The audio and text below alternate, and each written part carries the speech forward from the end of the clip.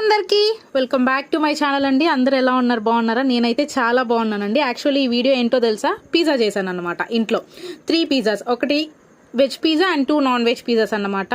And 3 చాలా అంటే చాలా బాగా కుదిరింది. ఇక్కడ నేను తింటా అనేది వెజ్ పిజ్జా అండి. 2 నాన్ వెజ్ పిజ్జాస్ అయిపోయాయి, అంటే నాకు అసలు మిగలలేదు, అంత బాగా కుదిరింది. అంటే ట్రస్ట్ మీ, సీరియస్లీ ఒక్కసారి ఇంట్లో ప్రిపరేషన్ స్టార్ట్ చేశారంటే బయట అసలు పిజ్జా కొనరు. హండ్రెడ్స్ పెట్టి నాకు మొత్తం కలిపి ఒక 200లో అయిపోయి ఉంటుంది. సీరియస్లీ ట్రస్ట్ మీ, మీరు కూడా చేసుకోవచ్చు. రెసిపీస్ నేను అప్కమింగ్ వీడియోస్లో పోస్ట్ చేస్తానండి.